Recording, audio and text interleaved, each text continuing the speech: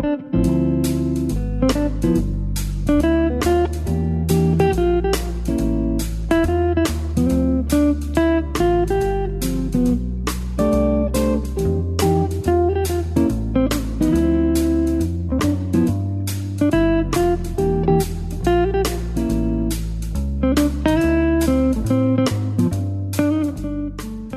to the Living to 100 Club podcast. Here's our host, Dr. Joseph Casciani. Greetings to our listeners. You're listening to one of our premium episodes on the Living to 100 Club, and I'm your host, Joe Casciani. Each week, our conversations educate and inspire, helping you get the best out of all the years we're given, regardless of what obstacles come our way. Premium subscribers have access to all episodes, both the 2 public and the 2 premium episodes every month. Thanks for being a subscriber. Your support allows us to continue this mission without sponsors. We hope you're receiving value from every conversation with our experts. I think they offer much greater value than the price of a subscription. On today's program, we invite as our guest Dr. Noelle Nelson to discuss the common thread found in older adults who enjoy longevity, doing what you love. Noelle is the author of 15 books, including The Longevity Secret, How to Live Happy, Healthy, and Vibrant into Your 70s, 80s, 90s, and beyond. And we learn more about the hundreds of older adults she has featured on her website, Meet the Amazings, many of whom are centenarians. First, a little background. Since 2016, Dr. Nelson has been posting stories about older people who are leading rewarding and fulfilling lives on a Meet the Amazings Facebook page. The page features over 600 amazings and has more than 14,000 followers. Dr. Nelson is also a monthly contributor to 60andme.com, writing about happiness, gratitude, and healthy aging. Dr. Nelson has appeared on national and international radio and television, including CBS's The Early Show and ABC's The View. She's been interviewed, quoted, or written about in such diverse publications as Entrepreneur Magazine, People, Cosmo, Women's World, Investors Business Daily, and the Los Angeles Times. Dr. Nelson, a clinical psychologist and trial consultant, holds a Ph.D. from the United States International University and sociology degrees from the University of California, Los Angeles, and the Sorbonne in Paris. Noelle, welcome to our program. Thank you, Joe. I'm looking forward to our conversation. I always like to open by asking our guests to tell us a little bit about the journey that brought you to where you are today. I know I covered the highlights, but maybe give us an inside look at the journey that you took. Well, are we talking my journey into my interest in longevity or my journey personally? Longevity, I'd say. Yeah. Okay, because I think that's the more interesting one anyway. Back in the mid-2000s, I was traveling a great deal for work. I still do, but less because now we use Zoom a lot more. Anyway, I spent a lot of my time on planes. And one day I was coming back from a business adventure, so to speak. And the flight attendant had asked everybody to please power down your devices, right? We're all familiar with that one. And meanwhile, the young man next to me was texting away and totally ignoring the flight attendant. Okay, no big deal. I thought maybe he didn't hear her. So I leaned over and said, excuse me, but the flight attendant just said, please power down your device. He ignored me. Okay. Meanwhile, we start taxiing down the runway and the young man is still texting. And I'm thinking, this really isn't good. So now in my more authoritative and louder voice, I turned to him and said, excuse me, but you need to power down your device. Your cell's frequencies could interfere with the pilot's radio frequencies. And he looked at me and said, what would you know? You're old. Uh-huh. Uh-huh. Well, after a moment of shock, I informed him he was very lucky he might get to be old like me. I was maybe 60 at the time. Yeah, the wrong thing to say, right? Really, wasn't it just? But it was a blessing, truly a blessing, Joe, because I started to wonder, to think about, well, wait a minute. How do younger people and how do most people in our country look at those who are 60, 65 and older? I just had never investigated it before. I had other things that were on my mind. Sure. And as I started to do the research, I was quite frankly appalled at the stereotypes, just appalled. Basically, anybody over 65 was considered decrepit, declining, boring, can't learn. I mean, the list is very, very long. This, despite the fact that only 6% of Americans as of June of last year were either in nursing homes or in assisted living, which means that 94% of us are doing gosh darn well. So that, of course, led to a book because what can I tell you? I write a lot. And then as I was writing, I was, of course, discovering more and more what I came to call amazings, meaning people, especially in their 80s, 90s, and 100s, who are doing something amazing right now. So it's not just the culmination of a lifetime, and that's a wonderful thing, but it was something that truly, truly mattered to them right now. And it was as diverse, Joe, as growing tomatoes and inventing something for the moon. That's the journey that led me to this. Yeah, I was always struck. I did a lot of work, as you may recall, in nursing homes over my career, and I was always struck that that percentage, we used 5% at the time, but 95% of older adults are relatively healthy, living independently and more or less independently, but are not afflicted with the typical ageist stereotypes about helplessness and medical decline and all of that. So, yeah, it sounds like you are open to that 95% majority as well. That's so important. Sure. So you learned about the amazings. You came across people who are doing very, very well in their senior years, 70s, 80s, 90s plus, I imagine. So tell us maybe some of the stories about some of these amazing older adults who stand out in your mind. Well, first of all, I would love to, because, excuse me, this is obviously a passion for me. So yes, one of my all-time favorites is a lady named Edith Murray Traina, who you do know her. And know of her, yeah. Great story. Yes. Yeah. And at 100, if your listeners haven't heard this story recently, she was declared the oldest competitive powerlifter by the Guinness World Book of Records. Now, what fascinates me about Edith is not just that 100, she's, the competitive powerlifter, but that she only started at 91. Mm-hmm. And that, I think, Joe, is tremendously important because often we say to ourselves, oh, come on, I'm 60, I'm 70, I'm 80. I couldn't possibly start a new whatever. And yet so many of these amazings have taught me that you can start at any age. It really doesn't matter. What matters is, do you love it? Do you really want it? Are you willing to put in some energy and effort to it? That sort of thing. So that's her. She's fabulous. That's excuse me, just a second. I think that's such an important point, Noelle, that age is only a number. It doesn't say anything about what we should or shouldn't be doing. And what I recall about Edith Murray was when she was asked what she enjoys the most about this competitive powerlifting is that she said, well, I really enjoy the applause from the audience, which is great. That's great. Which is great. That's great. I did not know that. That is good great. Story. Sure. So who else? Well, excuse me. Another one that I really like is Evan Oswald. Evan Oswald, in his 90s, competed in 4 National Senior Olympics, taking the gold. Now, what's really cool about this gentleman is he suffers from neuropathy and vertigo. Wow. And he still manages to do all that. And I think that, again, is what's so important is, there are people that I have researched who have metal hips and are dancing. Mm-hmm. It's like yes, there are some physical limitations for sure. And we do need to respect our bodies. But we often make more of those limitations than they need to be.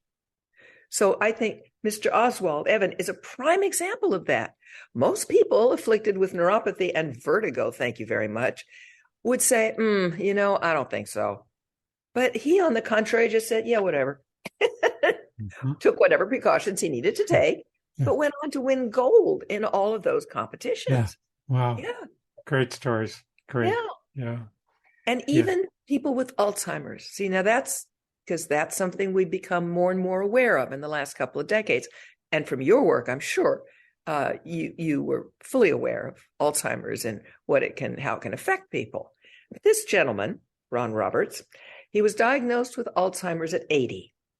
So he refused to let himself diminish. And he started learning French and Spanish. Okay. But then he decided, I've always really, really, really wanted to study political science. So this man went ahead, and at 85, he earned a political science degree at Wilfrid Laurier University. Wow. I know. And that to me is so, again, these are why I call them amazings. Yeah. They beat the odds, just beat the odds time and time again. Well, it's so easy to adopt these, what we call self-limiting beliefs, right? They say Alzheimer's, you're going to find your memory declining and you're going to face some other cognitive impairment.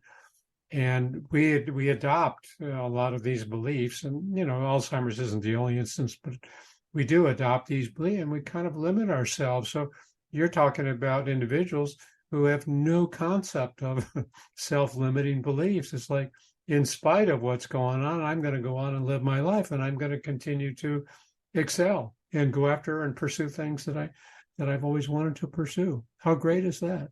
Yeah. Yes. And what's interesting, Joe, in a certain sense, we're born that way. You look at a toddler. They don't know that crawling has to lead to walking. They don't know what's going on or anything else, but it's sort of like nothing stops them, which is why we call it the terrible twos, right? They get into everything.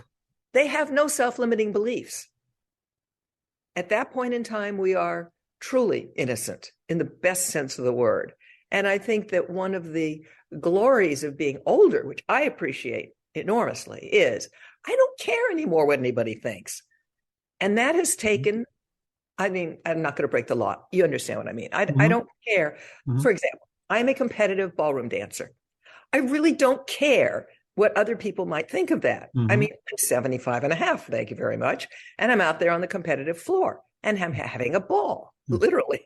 No pun intended. Yeah. And it's, again, not that I'm so special, but I have learned from these amazings not to hold myself back with what you call so accurately self-limiting beliefs.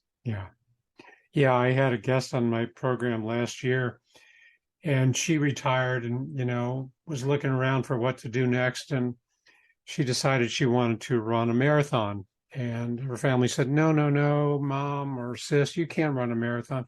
So she said that's what spurred her on to do more. And then she thought, well, maybe I should go back to school. I want to get another degree. So she went back to school and everybody said, you can't be doing that, Jill. You're too old. So she went back and she said that again gave her more motivation.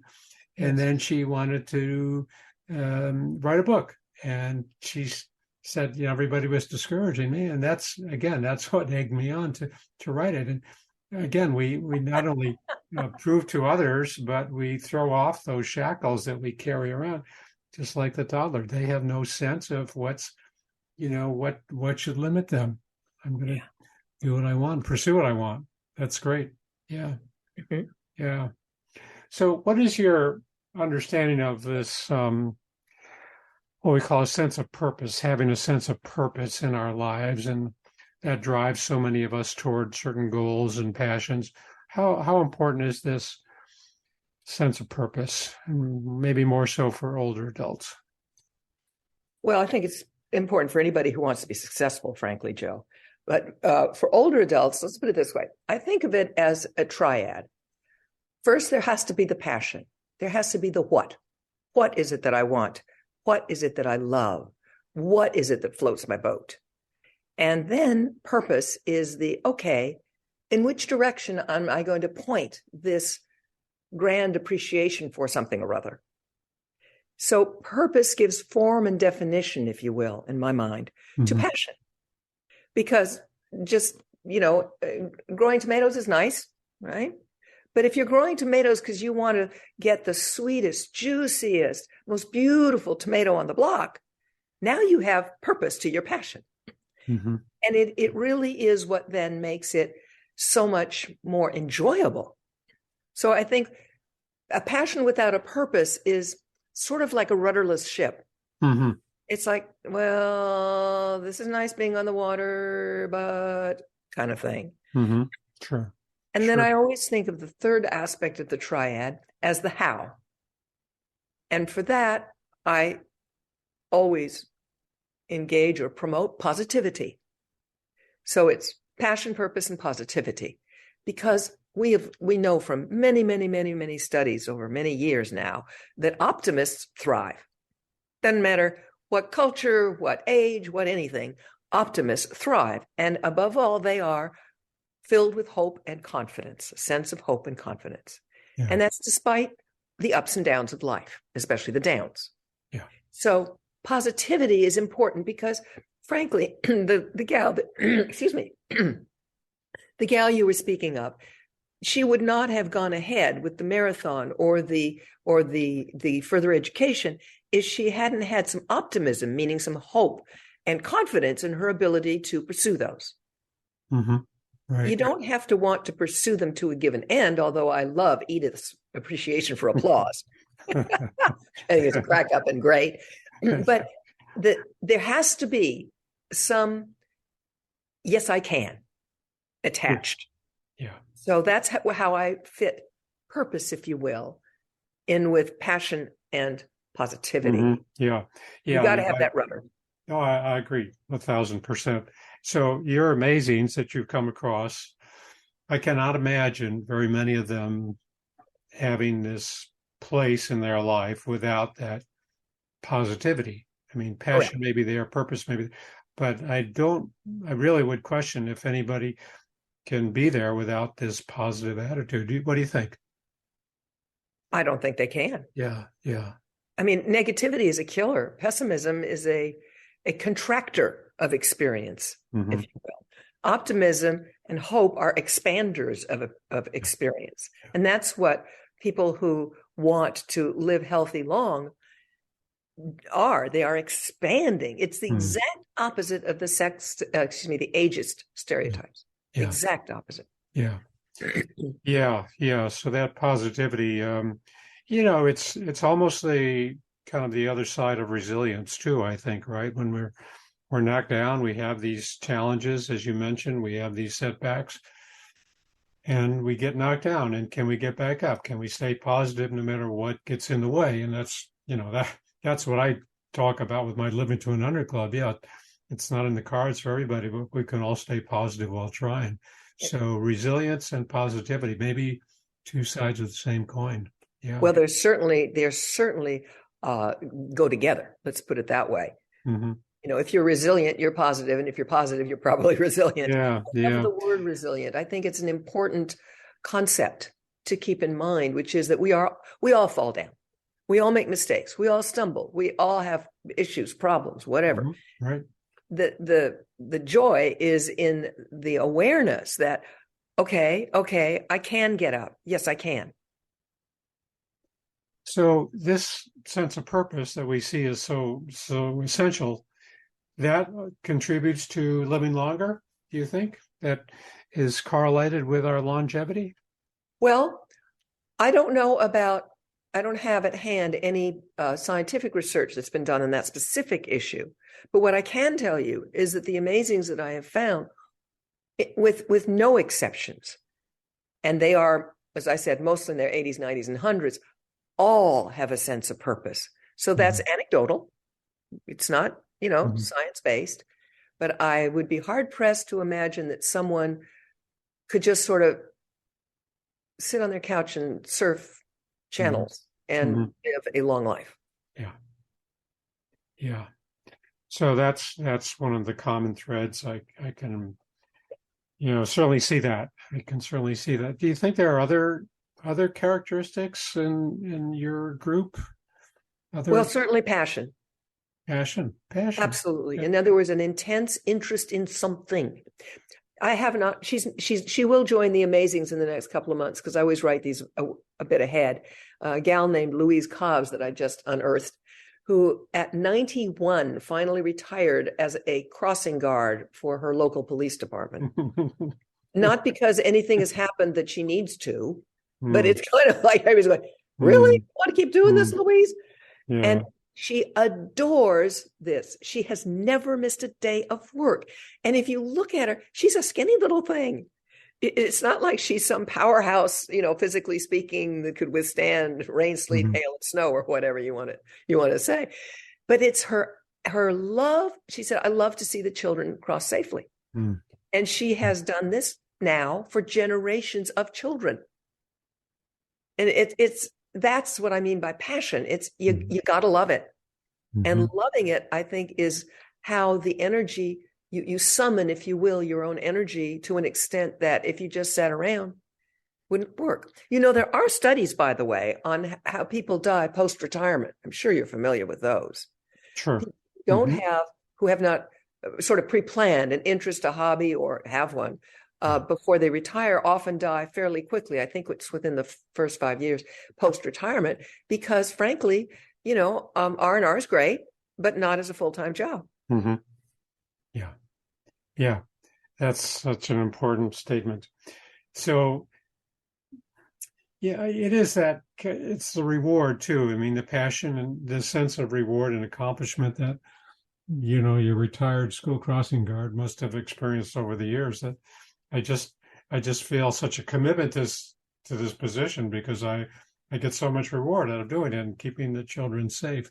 I read about someone who just passed away, Al Jaffe. Yes, he was a writer for Mad Magazine. He retired at age 99. He was still writing for the magazine, and he died 3 years later. But yeah, R&R doesn't cut it, really, does it? No. Yeah. We think it will, mostly because often after a lifetime of work, one is tired. Yeah. And so certainly some R&R is great, but that isn't what keeps us alive and happy, shall we say. Yeah. Yeah. So the passion, purpose, resilience, the positivity. I agree 100% about how this is tied to our longevity, because we know that people, the Ohio longitudinal study talked about, this sense of kind of satisfaction with our age and not dreading our age and feeling even younger than our chronological age tends to relate to living longer. We live 7 years longer than those who have a negative view about their chronological age. So there's such an importance of our mindset and our attitude about aging that really contributes to how long we live. Yeah. It's interesting what you say, Joe. I had someone ask me just the other day, "Gosh, Noelle, do you ever think about your age?" I thought, no, why would I? There's nothing to think about. It is what it is. Yeah. I'm not sitting around denying, but why would I think about it? I'm busy. I have other things to do. I still work full time. I have my ridiculous hobby of ballroom dancing, and I keep writing. So I don't have time to sit around and think, well, let's see, I'll be 76 this year, and that means I'll be 80. And it's like, and your point is, who cares? Sure. So you've written the book, The Longevity Secret: How to Live Happy, Healthy, and Vibrant into Our 70s, 80s, and 90s. Can you share some tips, some secrets on how do we uncover this passion in our senior years? How do we discover it? What can we look for? You mentioned, the purpose and passion, and how do we uncover that? It's not always going to stare us in the face, I don't think.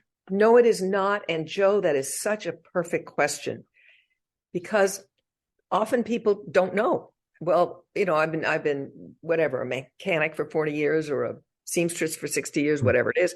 And I don't know how to find whatever. I've always had children and grandchildren. Now they're all grown and I can't do anything with them. So the way to discover a passion is to spend a little time daydreaming. Mm. Often daydreaming into, what did I want to be when I was a child? Little girl, little boy. What did I want to be? What about that did I like? Why did that draw me? And to daydream a little bit and just let yourself go into it doesn't matter how fantastical or quotes seemingly stupid or whatever. It doesn't really matter. The second thing to do is look around. One of the primary reasons I keep the Facebook page, The Amazing, going since 2016 is because I've been told over and over and over again, it inspires regular people who aren't there yet, to, well, what could they do? So you look around, you say, oh, I could join a quilting circle. Oh, I could run a marathon. Oh, I could learn to tango. Oh, I could start a book club. Oh, I could write a book.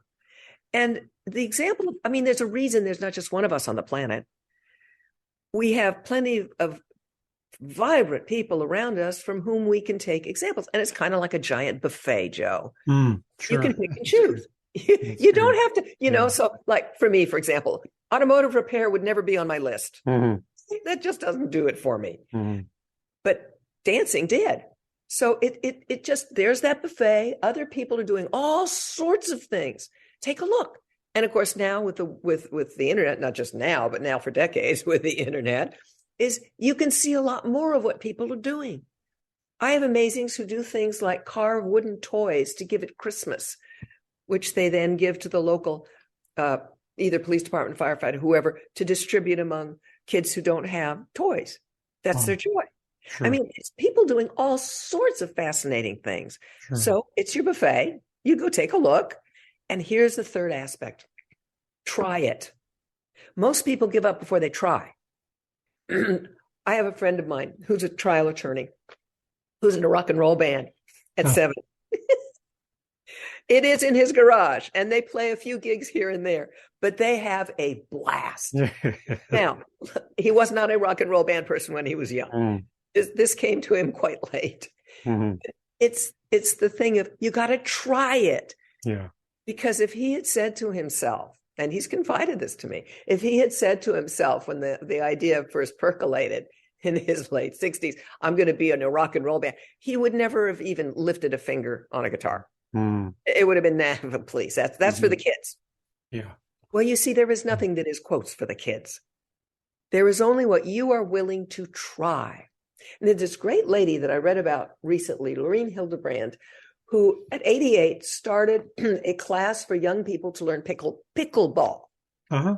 And she's already a senior sports Olympian or athlete. I forget what the designation is exactly, in all sorts of other, what I think of as racket sports.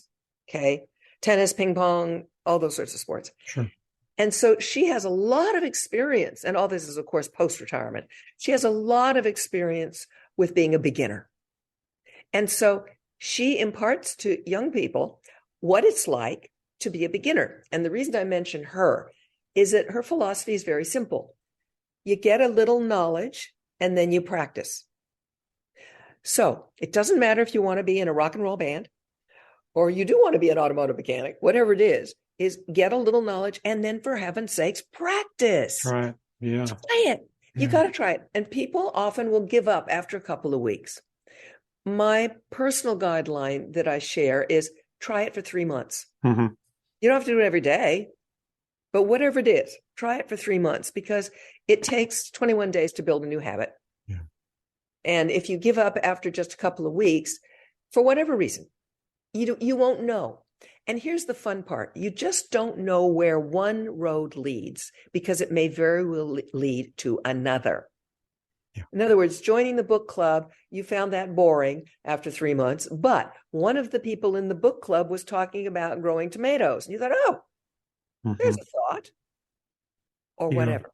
In other words, you just got to get your butt off your couch and try, because one will lead to another. Those are great advice, great tips. I love that. It's so important to try it and take some initiative and go after something, because I was asked once, someone was saying, I hear about these golden years. Everybody talks about the golden years. well, I haven't seen him yet, he said.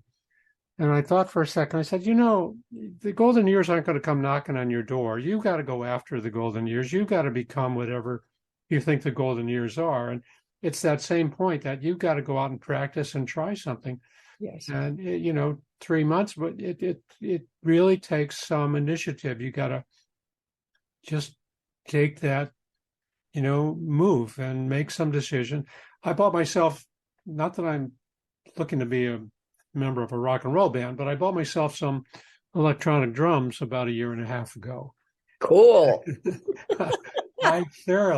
It's kind of difficult to learn. I've never had any musical experience or training. It's thrilling. I just enjoy it every time I go back, and I'm taking some online lessons. But I think that's such a good point to pursue something. It's not going to come knocking on your door. You've got to go after it. But I especially like the tip about observing it in others. And I can see where your Facebook page has got to be just invaluable for helping people to get more inspiration of their own and, seeing what other people are doing. And regardless of our age, and just to see that there's so many opportunities, so many doors to knock on and open and, to go after things. And we might not have those inklings until we see, geez, somebody else is doing that. That's kind of interesting. Maybe so we can observe and obviously, go after what we've wanted to do, maybe be a fireman or a volunteer, whatever, when we were a kid. So there's so many ways to pursue these passions. I think you've just been a great way to articulate all of these different approaches, Noelle. Thanks for that. Sure. Yeah. So your book, The Longevity Secret. Any what do you hope your readers get out of the book? A couple of things. Yeah. One is to look at themselves differently. In other words, to what we have found, what the science has demonstrated very clearly is that people's thoughts about themselves are the most limiting thoughts, as we said earlier in the program. So look at your own beliefs and see, do I think that, oh, you know what? I hit 70. Wow. Maybe I shouldn't walk so fast, or maybe I shouldn't this, that, or the other. Or you know what? Makeup's for the kids. Whatever the thought is, right? Is to remove from yourself your ageist thoughts, because we inflict that on ourselves. And then secondly, don't buy into that conversation. Just don't buy into it. If someone says to you, oh, dear, really, you shouldn't be eating that. You should be watching your whatever, cholesterol, weight, whatever it is, more is go, you know what? I've done my own research and I really like it, so I'm going to eat it. Yeah. So the first thing is to help people first see, that there are people out there doing fantastic things, and they clearly have the toddler's mindset and not an ageist mindset. But also some of the tips that we talked about today, which is, okay, so what does it look like? Well, it looks like passion, purpose, and positivity. How do you get there? Well, daydream, look at what other people are doing. I mean, it's hopefully inspiring people to look at themselves and look at their world in a more fun, playful light. Because to me, Joe, I have never felt as happy as I am now. And I've had a darn good life. But to me, the golden years are literally what you do once you are, in a sense, free of a lot of the obligations we had previously. Yeah. For most of us, again, there are, of course, exceptions, but for most of us, the families are grown and taking care of themselves pretty okay. We probably, hopefully, have been able to retire with some funds, find some way of being what I call safe, warm, and dry. And so then what do you get to do with the time you have? Yeah. You can have fun. You can be playful. You can be engaged. You can be volunteering, as we know, is a huge source of longevity. Yeah. Right? You can volunteer. You can do any number of things, but it's looking at your world and yourself through those eyes, not the eyes of, well, I guess this is my last decade. Good night, Irene. Yeah. Yeah, it reminds me of the book by Twyla Tharp. Maybe you know it, the famous choreographer, dancer. She's still teaching in her 80s, and Yeah. her latest book is called Keep It Moving, right? Perfect title. And she talks about nonstop engagement. That's what her key to longevity is. I don't want to slow down. I just want to stay engaged and keep reaching out and pushing myself. So Well, I featured Twyla, by the way, as a yeah. base, because she's quite wonderful. But the question I get from a lot of people, because I still am a full-time trial consultant, is, so when are you going to retire? When they stop hiring me. I have no reason to retire. If they stop hiring me, that'll be my cue. Yeah. Yeah. Well, then you can maybe look at another role. Right. But I mean, that's most people's standard answer to retire is a little different. Yeah. Well, I love the book by Joe Dispenza, Breaking the Habit of Being Yourself. And this is what you're talking about too. Don't buy into those limiting attitudes, those self-beliefs. And, he talks about stepping out of the comfort zone, and, comfort zone is safe and predictable and familiar and cozy. And it's stepping out is where we get our inspiration. We get our energy. You have new experiences. And that's what I think, to me, that's what continuing to open new doors is all about. Yes. For successful aging. Yeah, that's great. That's great. Have a playful life, and really, it's time to celebrate. We do have the maturity, we have the wisdom, we have the experience, we have the tolerance, we have the sense of humor, and it's great to be able to celebrate our senior years and not look at it as a time of decline. I like that. I like that a lot. Yeah. Celebration. Yeah. Yes. Yeah. Wow. Well, it looks like we're about out of time for today, Noelle. Before I wrap up, I just want to remind my listeners to visit my website, livingto100.club, sign up for my email list, and download a free copy of my 9 tips to make living longer enjoyable. You also see an option to contact me with your questions and comments. I welcome your feedback. Finally, thanks again for being a premium club member. Your support helps us keep the program going. I believe that the messages we share each week can lift our spirits, help us to stay engaged, and look forward to getting older no matter what gets in the way. Noelle, Dr. Nelson, thanks so much for being a guest on our show. For those who might want to contact you, how can they do that? Easiest way is through my website, Noelle Nelson, NoelleNelson.com. NoelleNelson.com. Terrific. Okay. Well, thanks again for being on our program. I know our audience enjoyed it, and any future listeners will also enjoy it. Thank you, Joe. It was truly a pleasure. Oh, great. You're welcome. And thanks to all of our listeners for tuning in. Hope to see you next time.